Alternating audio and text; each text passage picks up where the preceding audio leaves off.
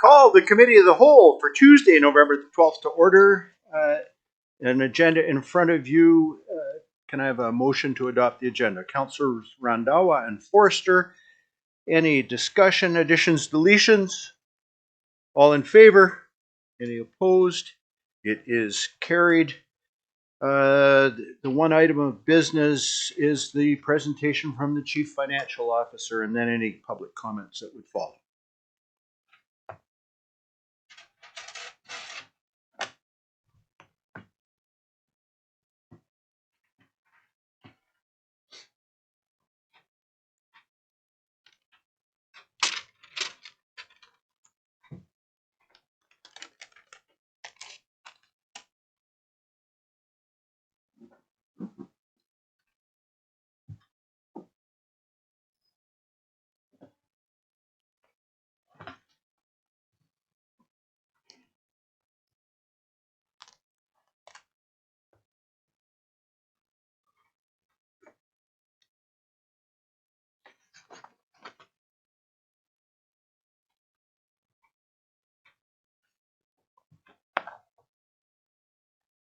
And I would note, particularly for those that are watching from home, that Councillors Skelton, Morvan, and Councillor Forrester, while not in the room, are joining us by Zoom.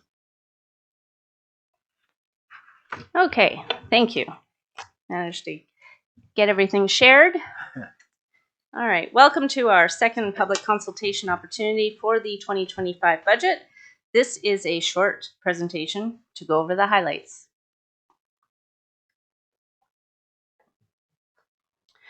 For a full understanding of the specific cost of service, capital, special projects, and optional increases for 2025, we recommend reading the budget document prepared and provided to Council.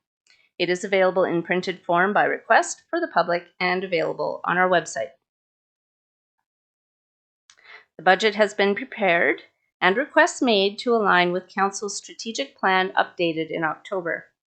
The city's operating budget deficit is $1.628 million, meaning we are projecting a proposed tax increase of 6.4% using 2024 assessed values.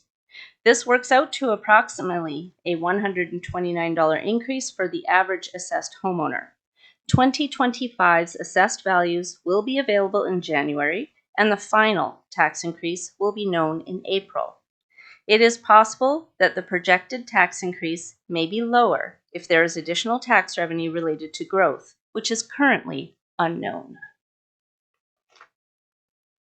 The drivers associated with the projected deficit are presented on this slide and show the amounts as well as the tax increase attributed to each. We have also presented the approximate whole dollar cost on an average assessed value home associated with each cost driver.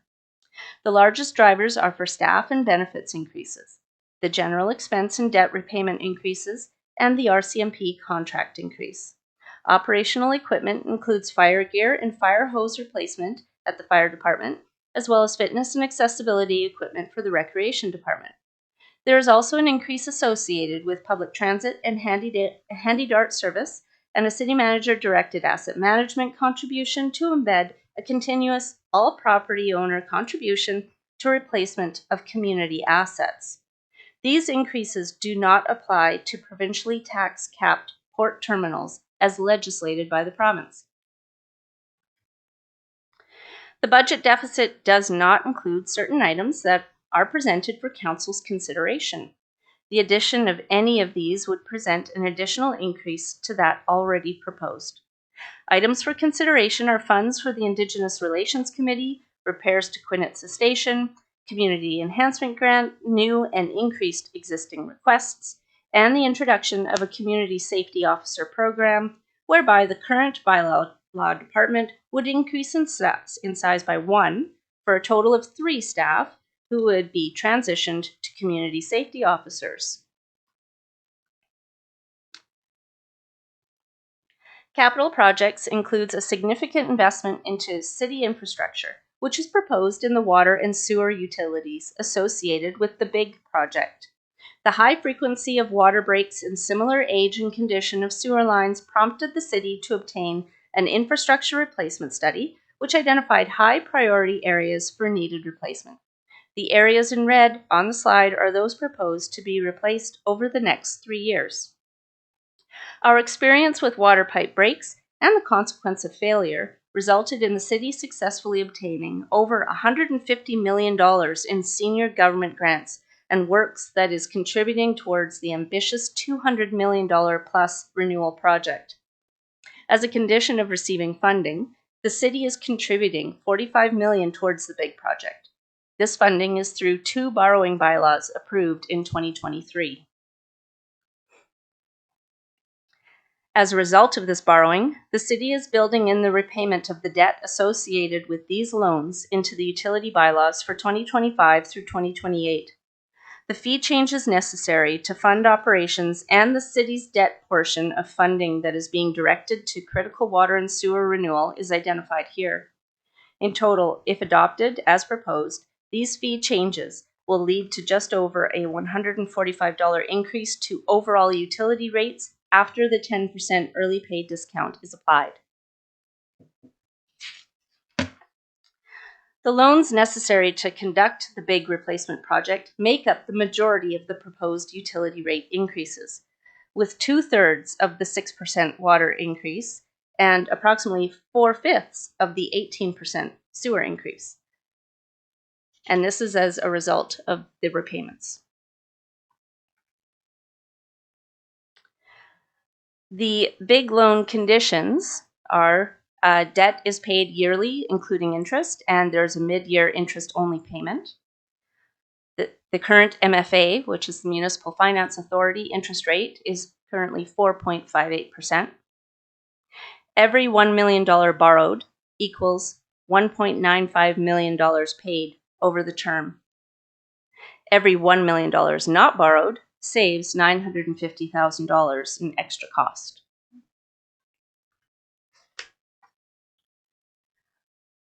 The city is planning to conduct almost $149 million in capital projects in 2025.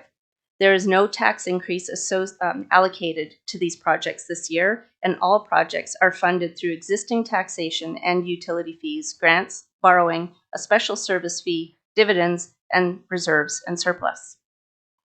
The notable capital projects to be undertaken are water and sewer infrastructure under the big project previously mentioned, which amounts to near $100 million, funded through grants and debt. Works associated with the submarine water line and overland line, cumulatively $7.5 million for 2025, funded through reserves and surplus. 3rd Avenue and Fulton streetlight replacement is $350,000 to be funded through reserve. The water development is $9.3 million and is funded through a grant. The receipt of the reserve fire pumper is $1.4 million to be funded through borrowing. Federally mandated elimination of multiple wastewater discharge outfalls for a total of $9 million, funded through borrowing, fees, and reserves. Continuation of the wastewater treatment pilot, a $6 million project funded through grants and surplus. Reinstatement of Eidsvik Park, $432,000 budgeted to be funded through grants and reserves. Replacement of the 4th Avenue West to 3rd Avenue West stairs, $350,000 funded from reserves. And finally, a proposed housing service in the amount of $9.5 million to be funded through reserve, surplus, a dividend, and specified tipping fees at the Watson Island landfill received through neighboring industrial activity. Also included in the budget are special projects to address mandatory requirements from the province to update our official community plan and housing needs assessment, improve development approvals processes, initiating a program to replace totem poles, continuation of a food systems assessment and strategy that began in 2024, a bridge rerouting study, and a recreation master plan to guide the future of the facility. Most are funded by grants, surplus, reserves, and dividends. There is no new tax increase proposed in this year's budget for special projects. The budget document identifies repeat and new cash and in-kind community enhancement grant applications along with organizations with funding agreements. Staff have budgeted retaining 2024 funding levels. Council is requested to deliberate on the applicants and provide direction to staff as to any changes. As noted earlier, the budget document is available online and at City Hall at the customer service desk. Staff presentations are also available online. Tonight is another opportunity for public feedback, and we will still accept feedback up to and including November 15th by email, phone, mail, or drop off at City Hall. Feedback can also be provided through our budget simulator, which will be open through Friday, November 15th. The simulation can be accessed through our website and on our Facebook page. And this concludes our second recap presentation. Great. Before you leave, Council, have you got any questions for Director Bombin? I'm sure there'll be others to follow, but Councillor Adey. I do, but I think I'd rather wait until after public had a chance. Absolutely. Okay. Thank you, Director Bombin. Councillor Forrester has a question. Councillor Forrester. Thank you so much, Mr. Mayor. In looking at the budget, I'm just wondering, we've got on there that there is no cost for the fire reserve pumper. I know it was on the budget last year. My assumption, and I just want to check my assumption, was that we had budgeted last year for that to be a loan. We didn't take the loan because we didn't get the pumper, and that's why it's carried over. So it's not, I just wanted to check that assumption I've made. Director Bombin. Thank you, through the mayor. That is exactly correct. The loan will be taken next year in 2025. Perfect. Thanks. I just wanted to double check that. Excellent. Any other questions? All right. Thank you, Director Bombin. Now an opportunity for any member of the public that wants to come and direct questions or comments towards council with regards to the budget.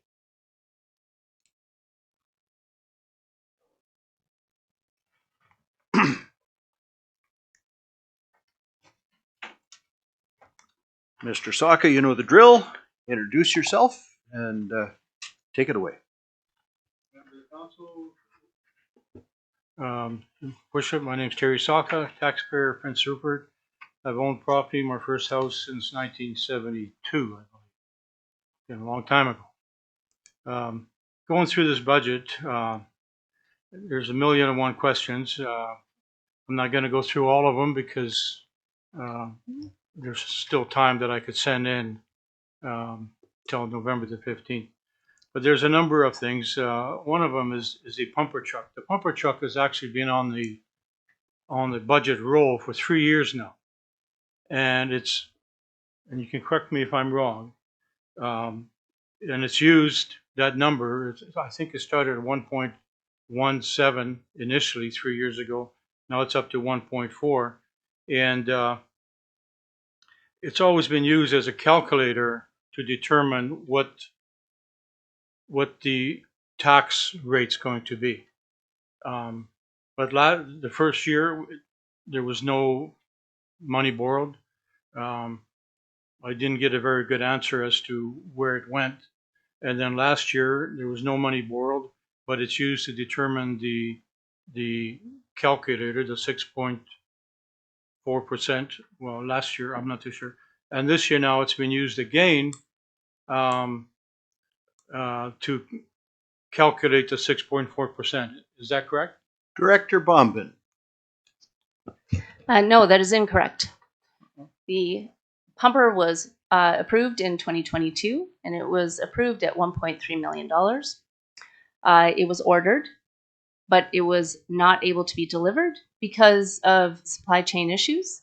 And so council continued to roll forward in each subsequent budget the authorization for the expenditure. We finally got notification that the pumper was not going to be delivered until next year, and we kept receiving it every single year. It's going to come this year. It's going to come this year. And so in any case, we are finally going to get it next year.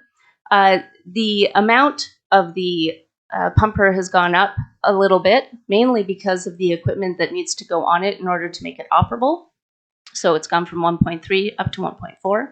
The funding model is still the same. It will be through short-term borrowing, equipment borrowing, and this is actually not the amount that is calculating the 6.4% property tax increase. That would be the drivers that I had put on these on the slide, and is also included in the budget document. It's all relation to operating expenses. Thank you.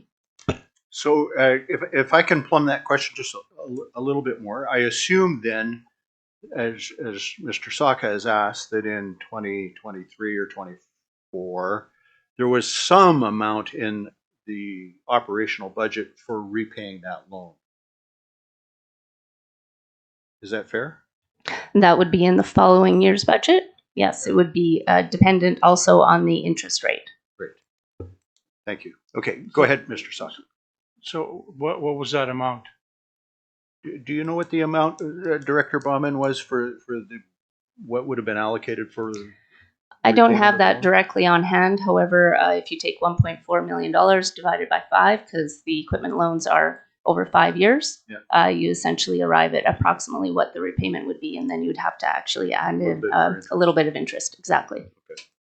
So if I put in a request for other information, that could be added onto it? Yeah. Okay. Yes. The one that's slowly starting to irritate me is the utility fees. Utility fees has gone up now. This is the third year in a row, and I talked about this 3 years ago. Right now, I am spending close to $500 a year purchasing water from Rupert Cleaners, because I can't tell when the water that we have is drinkable or not drinkable. One day there's a water boil, next day it's taken off. I've got better things to do in life than sit on the computer and follow whether we have drinkable water. So I opt out to purchase water at one of the businesses in town. Now, what is the problem that's driving these increases every year? I understand that when we start tearing up the streets, and there's going to be some problems where water lines are going to get torn apart, and there's going to be some sediment and stuff getting in there. But if you take into account the 6.4% and $145 on top of that, we're probably closer to 7%. No, the 145 is the 6%. No, Right. no, it's not. Not the way I read it. So yeah, The 145 is an addition. It's an what's additional the cost 145 that you're pointing to? because the rates are going up by $145. the utility increase of Yeah. 145, that Yeah. is the 6%, right? No, No, in the utilities, correct. Yeah, sorry. Yeah, sorry. Yes, that's in the utilities. So 6% on one, 18% on the other, and 6% comes to 145. That's correct. so why are the utility rates going up? For the last 3 years, they've gone up close to $600.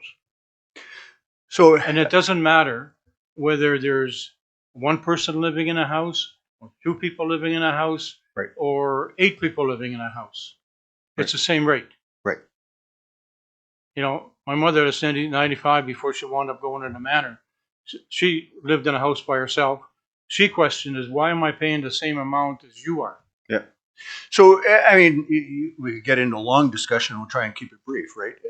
The utilities go up based on the cost of providing the service. It's just as simple as that. So if the cost goes up for the service, then the utility rate reflects that added cost.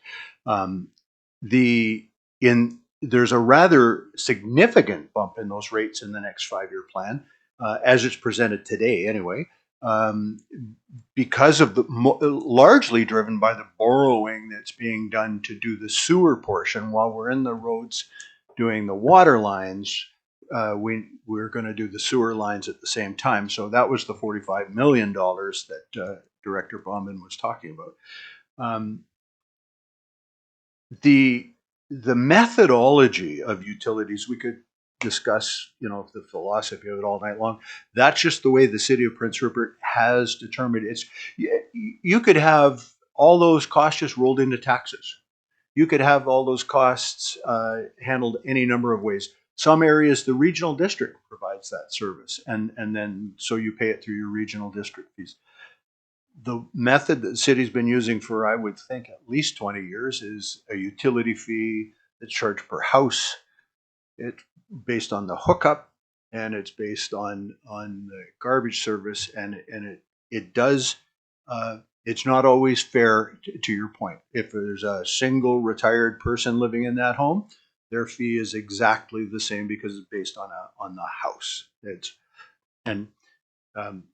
That's not something we're planning to open up in the course of the budget discussion, how we redo or how we rethink how utility fees might be done. But it's a discussion that could be had. Okay, fair enough. The other question I have is how long are we going to maintain the McCarthy cash cow, to say it politely? The way the numbers that I have that are rolling in my head so far, I'm assuming that the city's purchasing that property. The cost has gone up from 25 to 26. Is that correct? Director Anybody? Pucci, I don't know. Do you want to respond to the or DCM Pucci? Sorry, the McCarthy building. Yeah. Absolutely. Thank you, Mr. Mayor. So the price that we've awarded is just under $6 million. The purchase price is still the same purchase price that was discussed when we started the lease. So that is held. And the contracts have been signed, and they'll be moving this week to start the renovation of the existing building. And that should be done before the end of the year.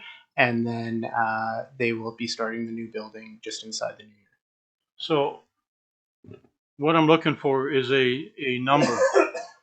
The purchase price for 3 years, the city of Prince Rupert has been paying $25,000 a month, which is almost $1.2 million for an empty building. And now there's going to be rentals to, what's the price on that? DCM Pucci. Thank you. Through the mayor, it was awarded at just under $6 million for not, that includes the reno and the new building. And the new building. So Yeah, now we're looking correct. at 31, 35. There's been a bunch of studies done, so I'm going to say roughly $36 million has been pumped into that building at the end of the day. Or will be. I think you're really high, DCM Pucci. Thank you, Mr. Mayor. No, I'm not sure where the 30 million came from. So we've been spending, and it hasn't been $25,000 a month because there was relief by the owners of the building during COVID times and after because of the amount we were spending. So it wasn't quite that much. But I think we will be around 10 million when it's all said and done with purchase. Well, it's I'm not sure what number you're referring well, to. 25, 20. The last time I talked about this, the lease agreement that was in place that the city would have the option to purchase the building at 25 million. DCM Pucci. Through the mayor, no, that's very incorrect. I can't release the purchase price because it was discussed in closed council, but it's nowhere near that. Well, Yeah. And 6 million to build a new building?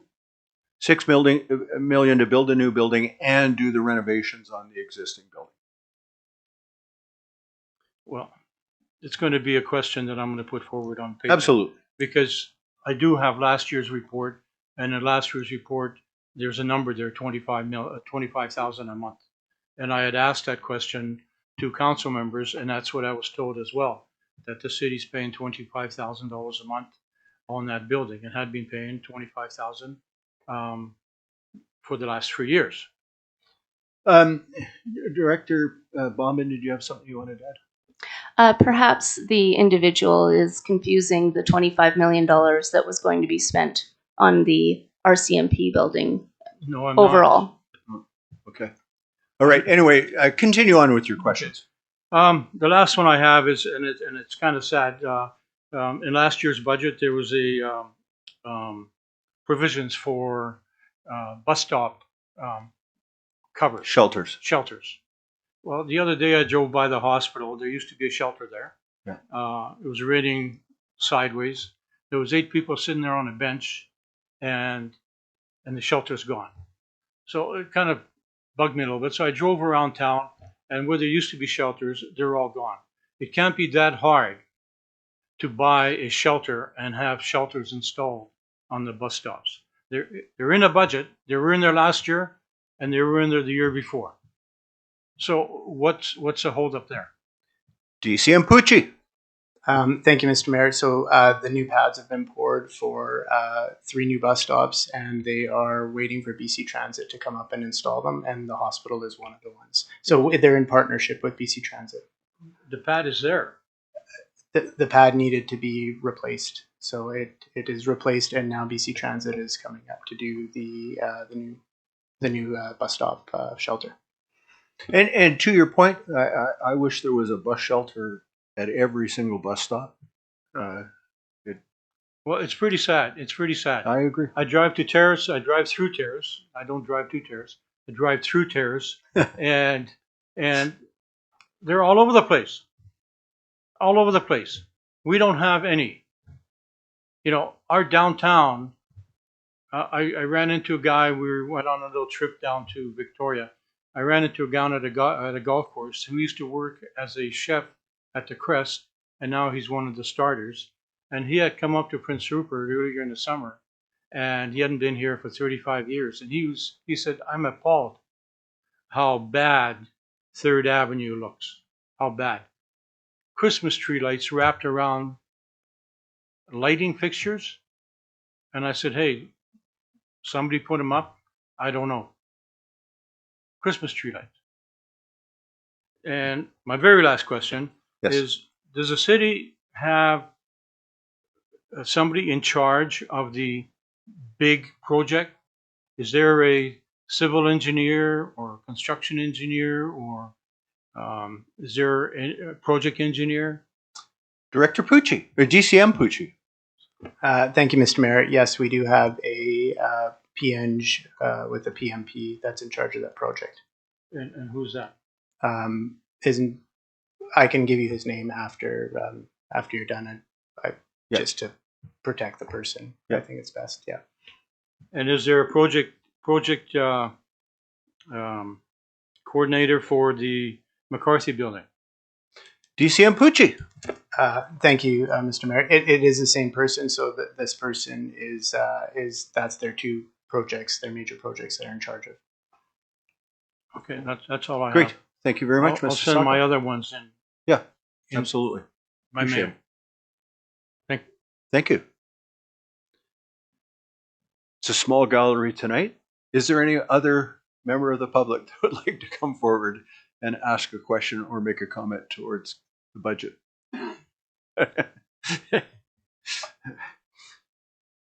I'll make one more comment because actually Mr. Saka raised it, and it's a point I hear often, and it's a fair subject of discussion, and that is the fact that people, in addition to paying utility fees, are also often paying for bottled water, going and picking it up, and we've been doing that for a number of years now. It started with the replacement of the water dam, and in the course of that work, we were off and on boil water advisories. As we have had multiple service breaks, we've been off and on boil water advisories. Now, as we get into the ground and start digging up all the pipes, the community can expect that we're going to be off and on boil water advisories for 3 years. And it is often asked, well, shouldn't I get a reduction in my rate or, something to offset that? The reality is the only money that is there to give to reduce the rate is the money that's should be used to fix the water pipes so we don't ever have to boil water again. So it's not, we aren't some sort of outside company that has all kinds of other operations around the world that we can steal from and borrow from to offset the costs here. The money that you pay for the water utility is the money that's going to fix the pipes. And if we reduce that amount of money, we get less pipes fixed. So we're all in it together, and we're going to be in it together for the next 3 years, I would think, foreseeably. All right, Council, I'll turn back to you and say, have you got questions or comments at this point in time? Again, to be clear, particularly for members of the public, but a reminder to Council, we are not making decisions at this meeting. This is not a decision-making meeting. Firstly, because it's a committee of the whole, but secondly, until all of the information is received from the public on November the 15th, we'll then get about the business of trying to figure out how we navigate taking what the public said, taking what staff have presented, and coming up with something that we think is workable. But if you have additional requests, information you need, those are the sorts of things. Now would be the time. Councillor Adey. Yeah, I do. I've spent a fair bit of time thinking about one item on the budget in particular, and we couch these things with the phrase "to maintain existing services," and I think that's a little bit of a misnomer. Maybe it's just my interpretation when it comes to the housing service, because that is something we haven't done before. Therefore, it's not an existing service. It's a new idea. As you know, to take direction from you, I don't want to explore the pros and cons of it, but it does provoke a question. First of all, I appreciate that some of the questions I asked last week have been informed by the changes in the presentation that happened just now, particularly around loans and interest rates and what the potential impacts of those are on the budget. And I appreciate those. And it leads me to feel that when we do get to deliberating these things, we're going to be, one of the things we can think about is to compare the returns we might get from the housing service proposal with the returns we might get from taking a different tack and working to reduce the impact of the loans. So without exploring it too much and letting the information we got tonight stand, I have a request then that in addition to option 1 and option 2, which have been brought to us as ways of dealing with the costs of the utilities, I think, to be fair, it's perfectly legitimate to rearrange how you choose to pay an existing amount, but within the context of option 1 and option 2, it's still the same existing amount. It's just dealing with it in a different way. I would like to think there's a third option, and I'd like to maybe ask staff to come back with it, with some information. An option 3, which explores what would happen if we decided not to pursue the housing service in the budget. We got $3 million from legacy. We have $1.5 million identified as taxes / utilities with regard to something we can do on Watson Island. And we have a $5 million grant, which can be applied to infrastructure. So my request is that staff develop an option 3, which explores how we could direct the housing service money elsewhere with a view to reducing the tax, either the taxes, because there's two sides. So there's one property owner and one wallet, but there's two draws from it. There's the utilities and the taxes. So either to reduce the sting of the utility increases, or to reduce the property taxes, or some combination of the two. What can we do if we chose to do something different with that $9.5 million? Perfect. DCM Pucci, I'm sure you've got a note to that effect. Thank you. Any other, I see hands. Councillor Forster. Thank you, Mr. Mayor. One of mine, Councillor Ady just raised, which was some different options for the housing thing. My other is a query on page 55 and on the general operating fund. There is a category called capital reserves titled transfer to capital asset management. And that's a 0.5% increase. I'm not certain I know what we're budgeting that for. Is that a rainy day fund? Is that for a specific expense? I'd just like to understand that one because that one is not put as one of the optional ones. Correct. So that is what Director Bauman has talked about as the city manager directed. It is, I think your phrase rainy day fund would be the best description. It is a move towards beginning to set aside in every budget some money for the future. And so that's exactly what that is. It is not designated to anything. When DC Ampucci, you can speak to it if you want, but I think I'm accurate. Yeah. Yes. Does that make sense to you, Councillor? It does, but at the same time, it's also a bit curious because we did have a vote a few weeks ago to not do that type of thing. So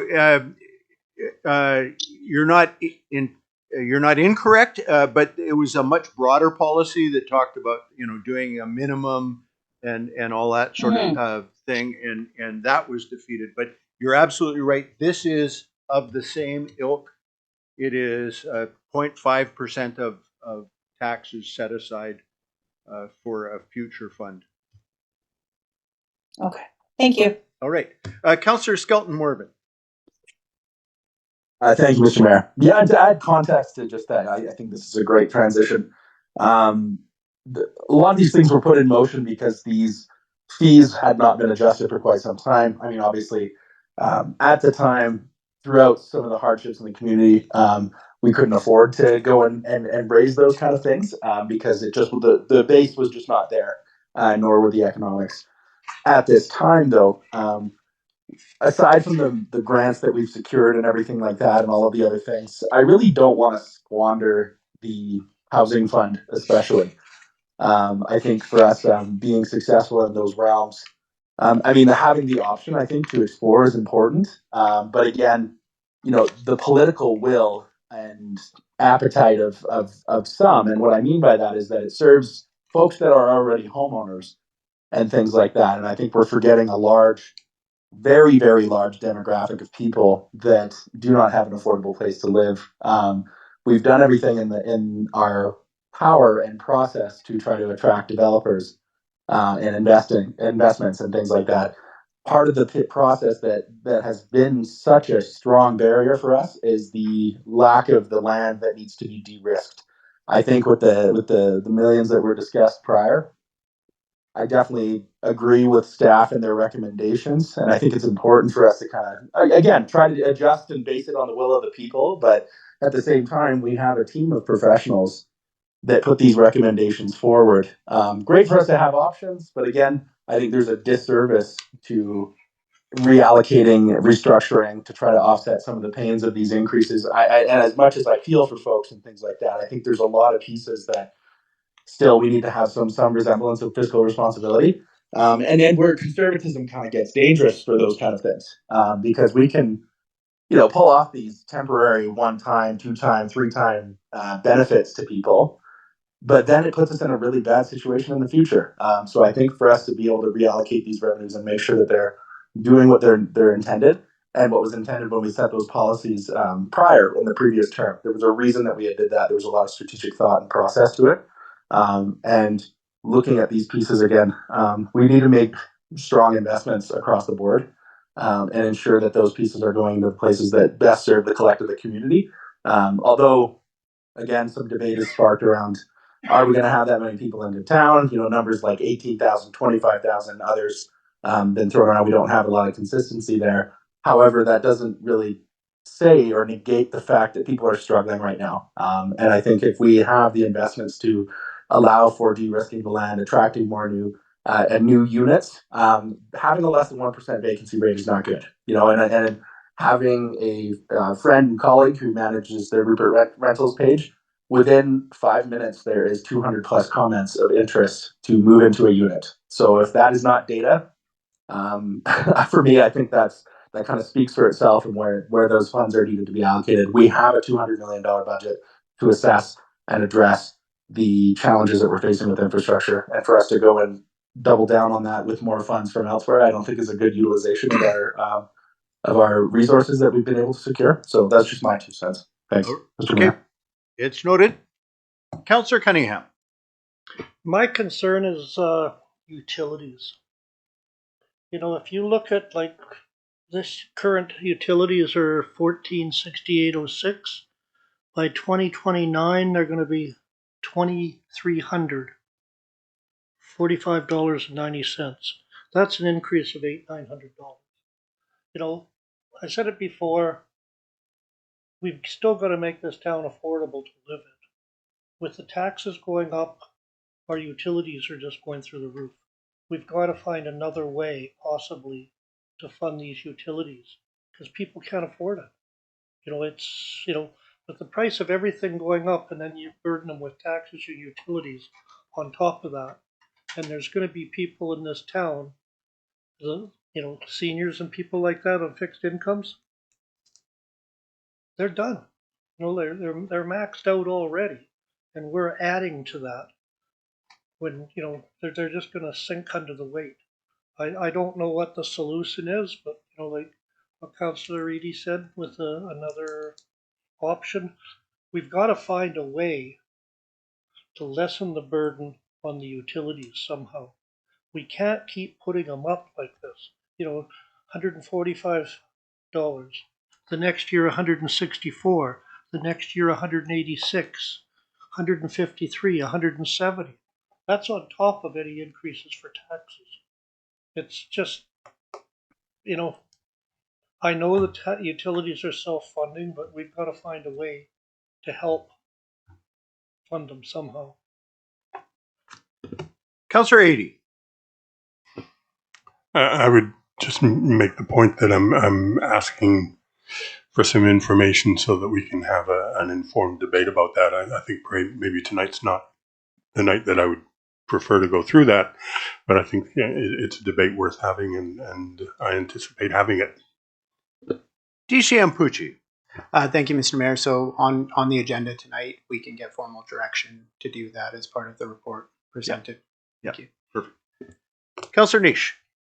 I'll actually save it for that. Microphone. Sorry. I'll save it for when we discuss the utilities, perfect. actually. Excellent.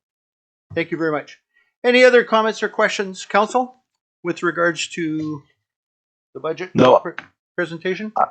No, I'm good on this end. I was just going to say I'll definitely, I think I'll save the rest of the commentary for the debate and the actual decision-making process regarding utilities and reallocation of funds. Yep, perfect.